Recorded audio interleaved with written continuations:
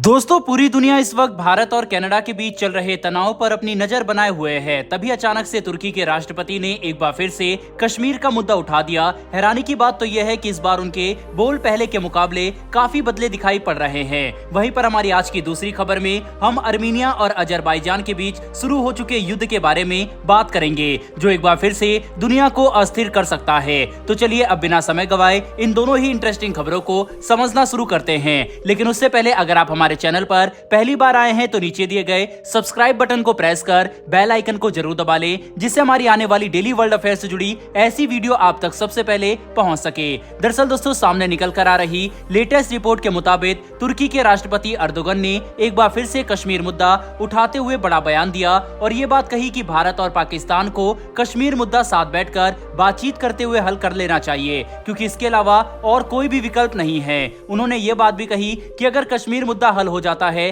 तो दक्षिण एशिया में मौजूद लगभग सभी कूटनीतिक मुद्दे खत्म हो जाएंगे और इस रीजन में विकास की एक नई रफ्तार देखी जा सकेगी। दोस्तों, ये सब बातें अब सुनने में तो काफी अच्छी लगती है जो अर्दोगन ने कहा है, लेकिन समस्या यहाँ पर यह है कि भारत कभी भी इस चीज के फेवर में नहीं है कि कोई तीसरा देश भारत और पाकिस्तान का मुद्दा उठाए, और वह भी यूएन में इस तरह का मुद्दा उठाए जाने से भारत काफी नाराज है। वहीं पर अर्दोगन इतनी बड़ी बड़ी बातें तो कर रहे हैं, लेकिन वह कभी भी पाकिस्तान द्वारा फैलाए गए आतंकवाद के ऊपर यूएन में नहीं बोलते, और यही भारत की नाराजगी का सबसे बड़ा कारण है। दोस्तों, आपको बता दें कि ये पहली बार नहीं है जब तुर्की के राष्ट्रपति अपनी तरफ से बिना पूछे कश्मीर मुद्दा उठा रहे हैं। 2021 में संयुक्त राष्ट्र जनरल असेंबली के दौरान भी तुर्की के राष्ट्रपति ने कश्मीर का मुद्दा उठाया था, लेकिन उस वक्त उनकी भाषा काफी कड़ी थी और उन्होंने खुलकर पाकिस्तान का समर्थन किया था। इसके अलावा भी कई बार वे कश्मीर मुद्दा उठाकर भारत को बुरा भला कह चुके हैं, लेकिन इस बार उनके बोल काफी बदले नजर आए, जिसमें उन्होंने भारत की बुराई नहीं की और खुलकर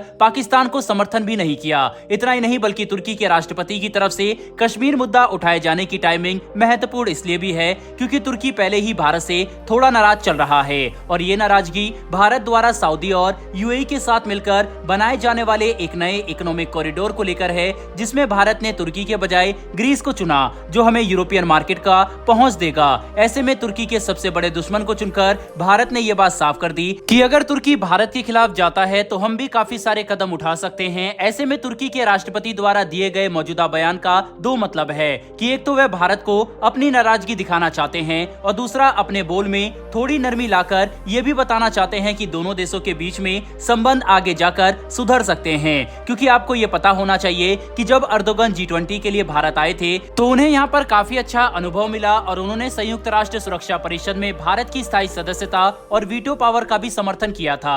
हालांकि हम इस बात को नजरअंदाज नहीं कर सकते कि तुर्की अभी भी जानबूझकर कश्मीर मुद्दा आए दिन उठाता रहता है। ऐसे में भारत को तुर्की के साथ बातचीत करते हुए उन्हें ये बात क्लियर कर देनी चाहिए कि अगर भविष्य में दोनों देशों के संबंध सामान्य भी करने हैं और तुर्की को भारत के साथ आर्थिक स्तर पर मजबूत पार्टनरशिप बनानी है तो उन्हें भारत के अंदरूनी मामलों पर टिप्पणी करना बंद करना ही होगा, वरना एक हाथ में व्यापार और दूसरे हाथ में छुरा लेकर भारत तुर्की के साथ कोई भी संबंध नहीं रखना चाहता। बहरहाल बढ़ते हमारी दूसरी खबर की तरफ। तो दोस्तों, 2020 में भीषण युद्ध हजारों लोगों की जान लेने के बाद अब एक बार फिर से शुरू होता दिखाई पड़ रहा है, पर इस बार काफी सारी चीजें अलग है। दरअसल 2020 में जब अर्मीनिया और अजरबैजान के बीच युद्ध शुरू हुआ था तब किसी को ये बात नहीं पता थी कि आखिर युद्ध में सबसे पहले शुरुआत किसने की, लेकिन इस बार ये बात साबित हो चुकी है कि अजरबैजान ने पहला हमला अर्मीनिया पर कर दिया है और अब युद्ध एक बार फिर से भड़क चुका है। दोस्तों, 2020 में हुए युद्ध में ही अजरबैजान ने अर्मीनिया को काफी नुकसान पहुंचाया और विवादित नागर्नो काराबाग के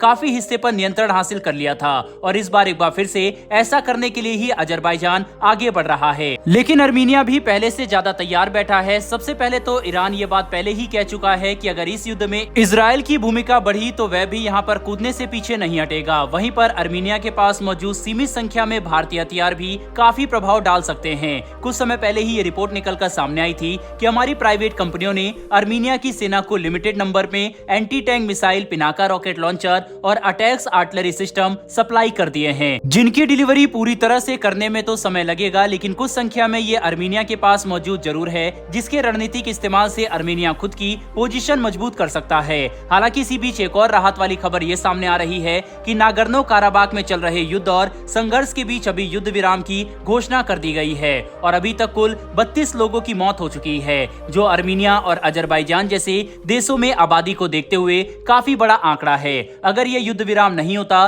तो अभी नुकसान काफी ज्यादा बढ़ सकता था। इसीलिए ये देखना काफी इंटरेस्टिंग बन चुका है कि क्या दोनों देश समझदारी दिखाते हुए अपने विवाद को यहीं पर रोकते हैं या फिर नहीं, क्योंकि नुकसान 2020 में भी हुआ था और अगर युद्ध बढ़ता है तो इस बार भी होगा। बहरहाल दोस्तों, इस वीडियो में इतना ही। अगर आपको ये इन्फॉर्मेशन और वीडियो पसंद आई हो तो वीडियो को लाइक करके हमारी आने वाली डेली वर्ल्ड अफेयर से जुड़ी ऐसी वीडियो के लिए चैनल को सब्सक्राइब कर बेल नोटिफिकेशन अवश्य दबा लें। फिर मिलेंगे ऐसी एक नई वीडियो के साथ। धन्यवाद। जय हिंद।